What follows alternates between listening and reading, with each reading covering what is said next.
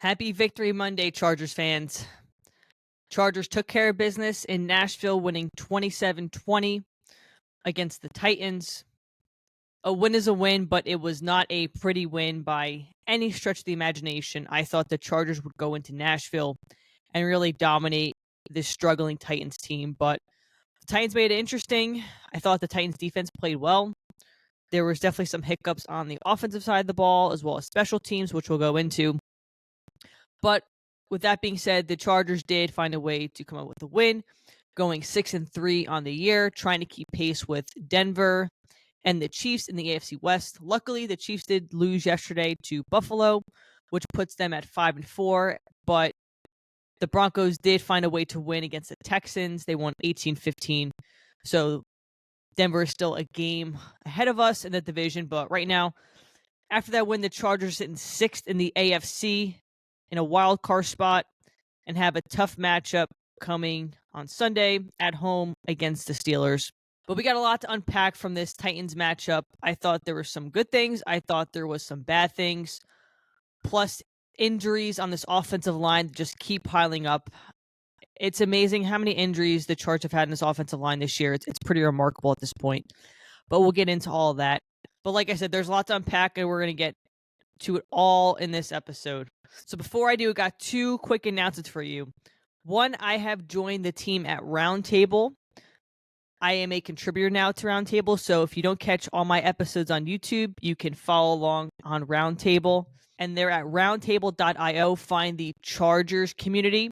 Join it, and you'll see my latest episodes of the Electric Edge podcast show up as far as new contributing articles. There's also several other contributors on that website. I would encourage you to go check them out, read the articles, leave some comments. Let's build a cool Chargers community over there at Roundtable. Second quick announcement, a quick word from one of our sponsors, PrizePicks. PrizePicks is one of the easiest ways to play fantasy-style picks. No leagues, no drafts. Just pick more or less on your favorite stats and you're live. New users get $50 in lineups when you play your first $5 using code ELECEDGE, ELECEDGE, ELECEDGE. It's quick, fun, and perfect for game day. There's a link in the description below if you want to sign up. Be sure to use that promo code ELECEDGE. Also, before we get into this episode, be sure to like, subscribe to Electric Edge Podcast on YouTube. You can also listen on Spotify and Apple Podcasts. Also, follow me on socials. I am at Electric Edge Pod on X, TikTok, and Instagram. All right, so since we got all that out of the way, let's jump into this episode.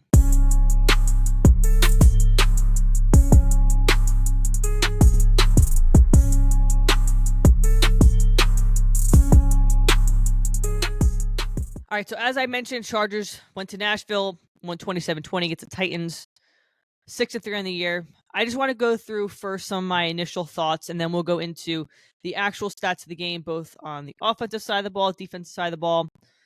We'll jump into PFF grades as well from this game, and then talk a little bit about the injuries, film review, and then also trade rumors, because tomorrow is the trade deadline, and I think there is some ground the Chargers can make this week with some teams that have fallen off, and we could potentially get some offensive line help. Not top tier, but any help at this point is definitely warranted. All right, some initial thoughts. I thought the defense played very well. If you take away the pick six from Herbert and the special teams touchdown, they gave up 6 points to the Titans. Run defense could have been better. I think they were giving up about 4.6 yards a carry. I think they gave up 88 rush yards. Still to that 100-yard threshold, which is good. But they shut down Cam more than any sense of that passing game. Got several sacks to them, which we'll go through those stats in detail. But I thought that this was a continuation of the dominance the defense showed against the Vikings. So that's great to see, especially going into Sunday's matchup against the Steelers, which is going to be a very tough test. The Steelers did beat Indianapolis on Sunday, so they cracked the code there. So it is a game that the Chargers need to find a way to stop that offense with Aaron Rodgers, Jalen Moore, DK Metcalf, Pat Freiermuth, all the above, but also have a game plan to beat that defense. That defense has paid a lot of money, and they played very well against Indy on Sunday. Next point, special teams. Special teams it's a question mark. I mean, they gave up that punt return touchdown to DK. It's been a struggle. We saw it in the Washington game, giving up that return touchdown as well. The Chargers need to figure something out on the special teams. We lost Caleb Murphy, letting him go. He got picked up by the Patriots. He was a key part of that special teams, and it needs to be addressed. The special teams last year I thought was very good. Ryan Ficken had those guys firing all cylinders, but this year it just hasn't been the same. So this is something that needs to be addressed, and we can't give up easy touchdowns on special teams, especially to teams like the Steelers that can beat you in multiple different ways. The O-line, once again, we've talked about this week to week. There's the glaring issues on the offensive line. It doesn't help that Bobby Hart and Joe Alt went down in the same game. Alt right now, there is reports that he has an ankle injury. I think it's the same ankle. And then Bobby Hart's dealing with a groin/ankle injury, which isn't good because Bobby Hart beat out Trey Pipkins for the starting spot. So Pipkins went back into the lineup yesterday. They had Salyer at left tackle, which I thought was okay. And then Foster Sorrell played for Becton because Becton was once again inactive on Sunday. And just my 2 cents, Becton has just been a waste of a signing. The dude has played 3 full games as a Charger. Always hurt, always something new. I think they saved $10 million if they cut him in June. So I think that's going to be the case. Just he has been a poor signing for the Chargers, especially when the Chargers needed some interior offensive line help. The picks. Herbert and these interceptions, this was not a trend last year at all. He threw 3 picks all year last year. I get it. He's thrown the ball a lot more, but I reviewed the interception on the film, and I'll pull that up towards the end of this episode. It was just a bad pick. He was looking for Keenan Allen. He looked one way to try to move defenders. He looked back to Keenan Allen, and the linebacker, I think it was Barton, jumped the route, picked the ball off, and went into the end zone. Now, if he looked at Keenan and didn't throw, he would have saw that Gadsden was going wide open in the middle of the field. But the picks need to stop, and it was a pick 6. At that point in the game, it gave the Titans a little bit of a momentum. They were up 7-0. But we just can't have turnovers, especially with the issues on the offensive line. The run game, once again, could not get going yesterday. You're asking a lot on this defense. And it's going to pile up when you ask a lot on this defense against really good teams. So the picks have to get fixed at some point. On to the run game, which I just touched on. The run game has reverted back to the non-existent state like we had against the Colts. Justin Herbert was the lead rusher. Vidal didn't do anything. They put Jared Patterson in, which I thought he had a few good runs. But you can't have Herbert as your lead rusher. I've talked about this many episodes. It seems like one week the running game is clicking on all cylinders, and then the next week it's non-existent. Granted, Bobby Hart did go down early, the same with Joe Alt, but you got to adapt and overcome. Right? There was high praise on Vidal last week. This week, it was right back to the old pattern of things. And you're not going to beat a team like the Steelers if you can't get the run game going. So that needs to be addressed this week. I have a criticism of Herbert. I will criticize him where it's warranted. I just thought this Sunday he held on to the ball way too long.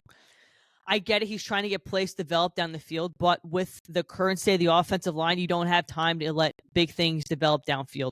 I'll go back to the Miami game where I thought they did a really good job of implementing a passing game where it was quick, got the ball out, kept Herbert upright. But he just held on to the ball way too long, and I think he needs to have that internal clock of, hey, if I'm holding on to this ball for 3 seconds, I got to run. I got to get rid of it. I think he took unwarranted hits and sacks yesterday because he held on to the ball too long. Just my observation from watching the game. But I think we need to revert back to those quicker game plans, keep it up-tempo to get that ball out quicker and let your wide receivers do their job down the field. Keenan Allen is close to making Chargers history. He is 2 catches away from being the all-time receptions leader for the Chargers, passing Antonio Gates. Fingers crossed he does it at home on Sunday against the Steelers. He had a couple catches yesterday, but with the numbers as they are, he is 2 catches away from making Chargers history, which would be pretty awesome to see at home at SoFi Sunday night in primetime. Gadsden, once again, another great week from him. He led the Chargers receiving core in yards. He is cooking. It's amazing. He was inactive the first 2 weeks, but he's becoming a major staple of this offense. And it's so nice to see Herbert have all these weapons that he can distribute the ball to. I mean, think about it, last year, his main guy was McConkey, right? QJ had his drop issues, right? McConkey was his guy. Now he has 4, you can even say 5 weapons if you throw in Trey Harris, who had a couple big plays. Weren't massive yard gaining, but he got a critical first down for us, reaching for the line. It's nice to see Herbert have passing weapons, and the box score shows that. And then the Oweh trade. The Oweh trade, it's one of those rare trades that has worked out for both parties. We saw Gilman play Thursday against the Dolphins. He had a great game. He had that strip sack. And Oweh had another 2 sacks. With Baltimore this year, Oweh had 0 sacks. Coming to the Chargers, he's up to 4 right now. It's one of those rare trades that worked out for both teams, but love to see an additional pass rusher for the Chargers. And then another thought, Diane Henley had lost his brother over the weekend to a shooting in LA. It's really tough to see. He got a sack on Cam Ward, and you just saw him kind of strap to his knees and pray. Really tough to see. I give him a lot of credit for going out there and playing, especially with those circumstances. I think it was probably like 36 hours later he was on the field from that shooting. So that sucks. But, prayers to him and his family.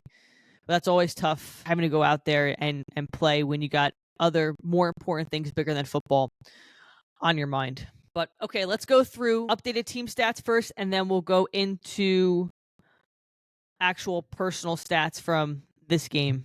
All right, so after this game, Chargers offensively are averaging about 374 yards a game. Herbert had, I believe, 250 passing, another 50 on the ground. That's 300 right there, plus some additional rushing yards from the 2 other backs, but we'll go through those full stats here in a minute. Chargers right now, as far as sacks, they're sitting as a team with 26. They're ranked 7th in the NFL right now. In defense, passing, they're ranked 6th right now with just around 250 passing yards a game. And then Herbert, after this game, he's ranked 2nd in the NFL in passing yards at 2390. And then as far as receivers, I was going through this before the show, just doing some notes. So the Chargers have Ladd McConkey sitting at 19th with 524 receiving yards. Then they have Keenan Allen at 520. Then you scroll down just a little bit.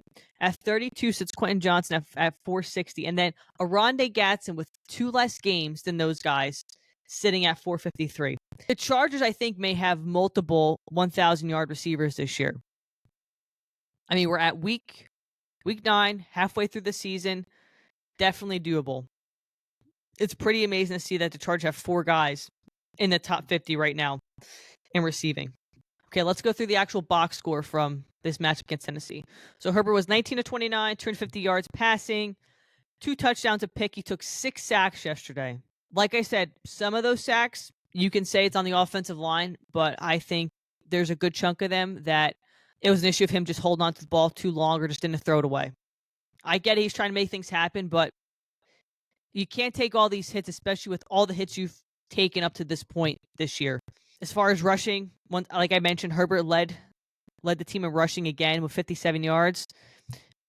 Like I said, Jared Patterson, I thought for the time he got in there, he ran the ball very well. He had 9 carries for 44 yards, averaging 4.9. And then Kamani Vidal, we're back to the week of the Colts game. 12 carries for 30 yards. Just not getting it done. I don't know what it's going to take to get some consistency.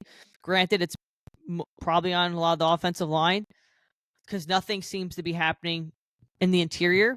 He seems to get a lot of these big chunks on the outside, but you lost your 2 starting tackles yesterday, but needs to get addressed before the Pittsburgh game. Like I mentioned, Gadsden, once again, just cooking. 5 catches for 68 yards. He had that long 34-yard catch that put them in the red zone. Ladd McConkey, 4 for 56. QJ, 4 for 53. And that touchdown, that was a beautiful pass by Herbert and a beautiful catch by Quentin Johnson. You couldn't draw it up any better. Keenan Allen, 2 for 41. Keenan Allen, like I said, he's 2 away now from breaking the all-time Chargers reception record. Trey Harris, he was 2 for 18, but that one catch he had got us a first down. Big time play by him. Heads up knowing where that first down marker was to get that first down. Want to give a shout out to Scott Matlock. He got his first career NFL touchdown yesterday. He had a catch in the red zone, one catch for 2 yards. It's a touchdown catch, so cool for him. And then Tucker Fisk, they get involved yesterday. He had one catch for 12 yards. On to Tennessee, Cam Ward, 12 for 21, 145 yards passing. Like I mentioned, I thought the Chargers did a good job containing the passing game. They got 4 sacks on them. 2 of them were from Oweh. I think Henley had a sack, and then we'll check who the other sack was on, or who got the other sack. Rushing, they gave up 88 yards total rushing. Pollard led the charge there with 56 yards rushing. Tajay Spears, 7 carries for 26 yards, and Cam Ward rushed for 6 yards. As far as receiving for Tennessee, Io Manor had 3 catches for 46 yards. Spears had 3 for 36. Van Jefferson had 1 for 21. Gunnar Helm had 1 for 15. Pollard 1 for 12. Chig Okonkwo had 2 for 10. And then DK had 1 for 5. But like I said, DK had that touchdown return on that punt. And like I said, defensively for the Chargers, Henley had a sack. Oweh had 2 sacks. And then Thule had another sack in this game. So Thule's up to 7 sacks this year on his own, which is pretty good. Like I said, Oweh is at 4 right now since coming over to the Chargers. And Henley got his 3rd sack of the year yesterday. Let's go through some team stats. I mean, if you look at the team stats, this would show that the Chargers should have dominated on all levels, right? Total yards, the Chargers had 343 yesterday. The Titans had 206. Passing, if you factor in the sacks, the Chargers had 212. Tennessee had 118. Rushing, the Chargers had 131 rushing yards. The Titans had 88. The Chargers were 3 for 4 in the red zone, which is good. It's an improvement, but still, I always go back to if you're in the red zone, you got to find a way to get a touchdown. Cannot settle for field goals in the red zone. The Chargers had 1 turnover. It was that terrible pick 6 by Herbert. And then they just dominated the time possession, 34 minutes to 25 minutes. But a win's a win. I'll take it any way I can get it. But these things, this was not a quality win like we saw against the Vikings. Okay, let's jump into PFF grades from this game. Pretty interesting. Like I said, PFF grades are always one piece of the puzzle, right? Visually, you're going to see things that won't be graded, but I always like to go through them just to get perspective. So the top 5 for the Chargers offensively this week. Tucker Fisk at 1 at 83.6. I mean, he had that one catch, but in the run block, he did very well. Herbert's ranked 2nd at 78.5. You know, this 90 run score is what had boosted that number up. Trey Harris, like I mentioned, some clutch catches. He's always involved in the run game. He's at 73.7. Keenan Allen with a couple big catches. He was at 73.3.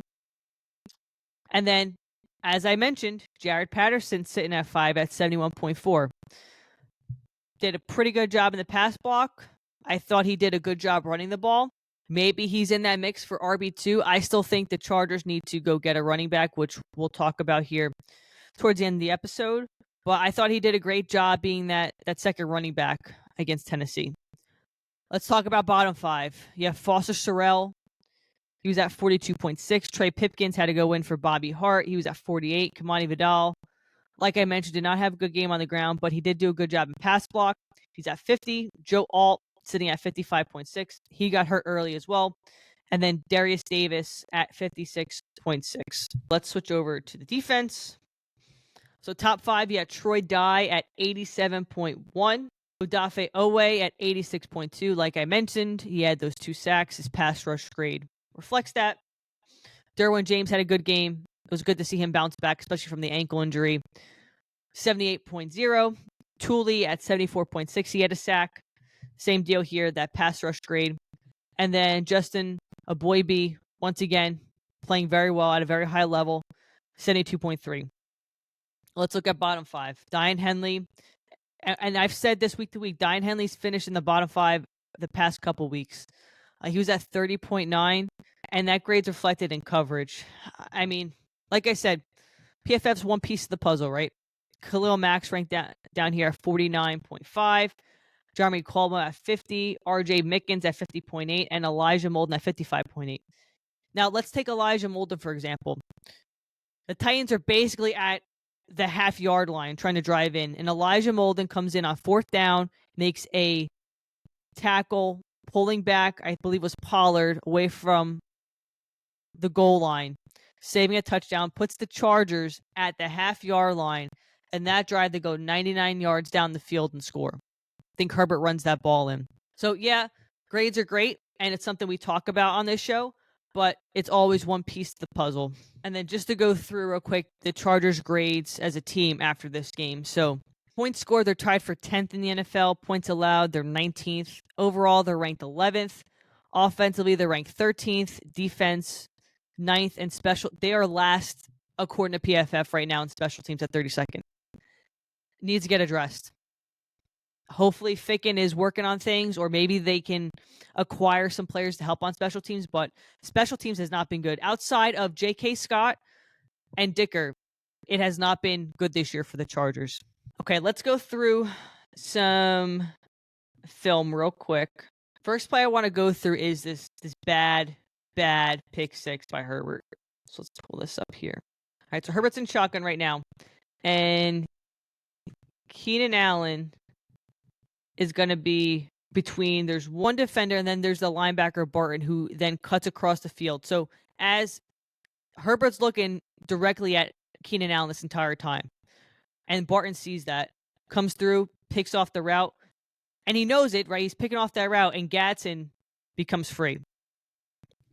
Picks that off, and then runs it in for a touchdown. He just stared at Keenan Allen the entire time. But it's stuff that needs to get cleaned up. You can't have pick sixes, especially against a team like Pittsburgh coming into Sunday. I wanted to pull up the Bobby Hart injury next. Okay. So Bobby Hart's on the right.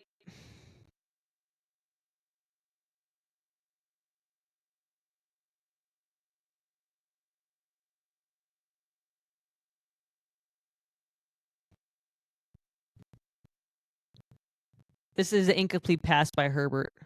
But Vidal's trying to pick up. He completely misses this guy. He comes inside.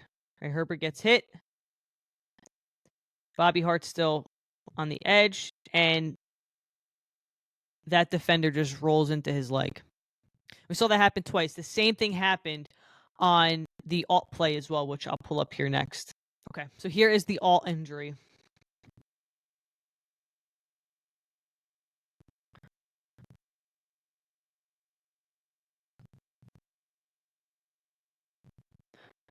So Pipkins gets beat.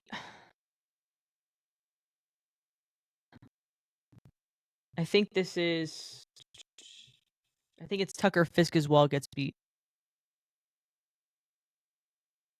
Yeah, he's in there to help, right? So that guy that gets through Pipkins hits Joe Alt and bends him backwards. And it's incomplete pass. Just insanely bad luck. It looked on the replay that he was almost gunning for Alt's ankle, which I know is not the case, but it was just bad. And let's pull up the Quentin Johnson touchdown, because I thought this was an amazing throw by Herbert and an amazing catch by Quentin Johnson. Johnson's on the outside, and he's just going to run up the field and cut out to the end zone. This is just a dot. Just right over the defender. That's insane. Insane catch. It's great to see Quentin Johnson has finally found his hands this year. He's finally grown into that. I mean, you could say it's that number one spot, but awesome to see that Herbert does have a lot of weapons. But Harbaugh said the offensive linemen should be weapons, and we don't have many of those at this point. Some cool stats I also found going through this episode. So Justin Herbert was ranked 20th this week, this fastest ball carrier. So he had that 6-yard run that was reviewed if it was a first down or not, which it turned out it wasn't. But he clocked at a 19.43 mile per hour speed, which is ranked 20th in the NFL. Then he had another one. He was ranked 8th on that 29-yard rush he had. He was clocked at 20.27. So that's good for 8th in the NFL. The only other quarterback that was just a little bit faster was Bo Nix at 20.8. 33 on a 25-yard rush he had yesterday. Yeah, so Herbert yesterday, I mean, he took 11 quarterback hits. Like I said, he had 6 sacks. Just they got to go back to that Miami scheme where they did a much better job of keeping him upright. And that game, they were without Alt, too. And it was Bobby Hart's first game where he didn't play his best, but you need to do something. He cannot take all these hits, especially going into next week's game against Pittsburgh, where that defense is just on another level with Watt and all the other pieces they have. All right, let's talk about trade deadline. So the trade deadline is tomorrow. I think the Chargers need to make some moves. I think they're definitely going to try and find some offensive line help. I was looking through expiring contracts yesterday as to who could possibly be a trade candidate. The Browns have a few offensive linemen that could possibly be available. So on the Browns, some of those names include Joel Bitonio, Wyatt Teller, Cam Robinson, which Cam Robinson they just traded for from the Texans. Tennessee has Kevin Zeiter, which he's a guard. The Giants have 2. They have a right tackle and Ulaminor and Evan Neal, who's been talked about frequently as a potential trade candidate for the Chargers. The Jets have John Simpson, who's a guard on an expiring contract. I saw on ESPN.com about Ethan Posick, who's a center for Cleveland. Don't know if they're going to trade for a center, though, because of their... I don't know what it is with Bozeman, but I don't think a center is going to happen. With Jaden Daniels going down yesterday, Washington could be a potential trade partner. They have Andrew Wiley, who's a tackle, who will be a free agent next year. That could possibly be someone the Chargers trade for.